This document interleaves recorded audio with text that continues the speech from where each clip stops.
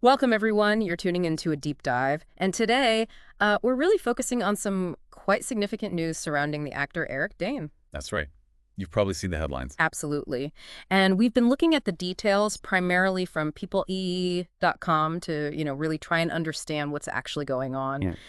So our plan today is to kind of go beyond just the surface reports. We want to explore the specifics of Dane's announcement about his ALS diagnosis. Yeah, look at what his immediate plans seem to be, what that tells us. Exactly. And also unpack some of the essential information that these sources are providing about ALS itself. Right. We've got a couple of key articles from peoplee.com, and they give us the core details, really. Okay. So we'll be looking closely at Dane's own words, Mhm. the context the articles provide, and, like you said, the basic understanding of the disease that comes through in these reports. Okay, great. So let's dive right in then. The main thing, the announcement itself. Mhm. The articles confirm Eric Dane, who's 52, has publicly shared that he's been diagnosed with ALS. And it's important, I think, that this was an exclusive announcement. He gave it directly to People. Right. That's a key detail. Yeah, the People.com article, updated just recently, April 10th, 2025, makes that very clear.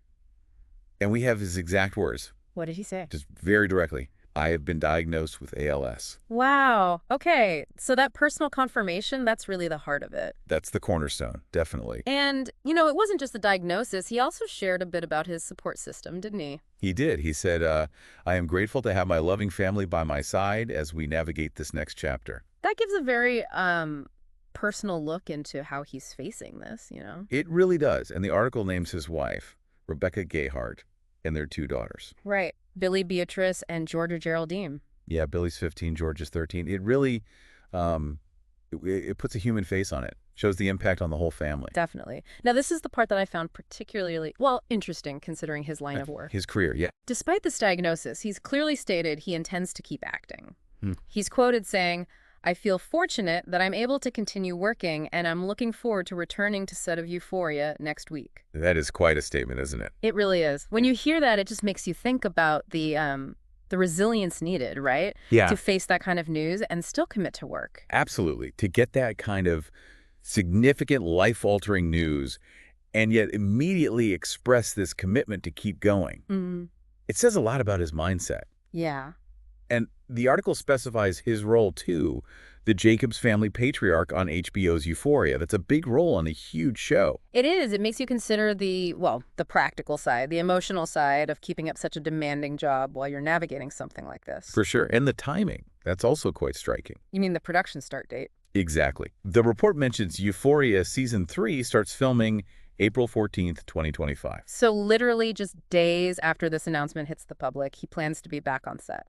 Yeah. It really highlights a certain determination, doesn't it? Maybe a desire to keep things as normal as possible, perhaps. Could be. Maintaining that structure in the face of such a big change. It does make you wonder how people cope, you know? For Mhm. some, maybe continuing with routines, with passions, provides strength, a sense of purpose. That makes sense.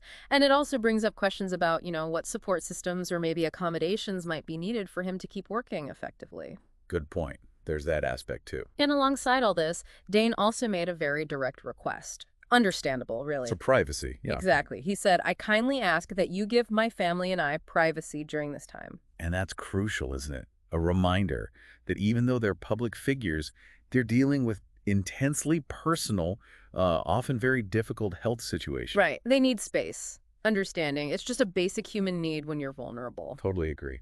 So this news, naturally, it makes many of us think more about ALS itself. What is this condition, really? Let's maybe unpack that based on what the articles say. Okay, so the definition provided is pretty clear. A rare degenerative disease that causes progressive paralysis of the muscles. And it's also known as Lou Gehrig's disease. Correct. Think of it like this. The signals from your brain and spinal cord that control your muscles. In ALS, the nerve cells sending those signals start to break down. Like the wiring going faulty. Kind of, yeah.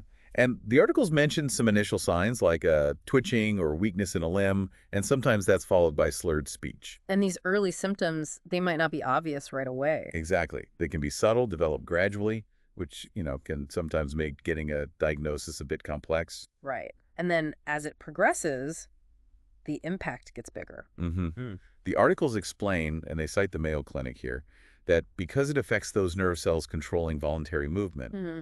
patients gradually lose the ability to do fundamental things like speak, eat, walk, and breathe independently. That's a really stark description, how it can affect just the basics of, well, of living.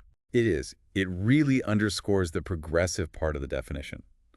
The symptoms worsen over time, leading to more and more challenges. Mobility, communication, all of it.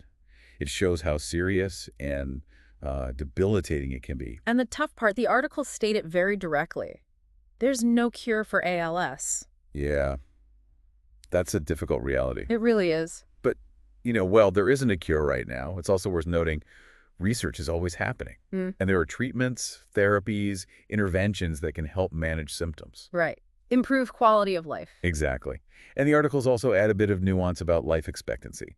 They mention the Muscular Dystrophy Association says typically 3 to 5 years after diagnosis. Okay. However, they also point out that some patients can live decades. Ah, okay. So that variability is really important. Hugely important. It shows it's not this single fixed timeline.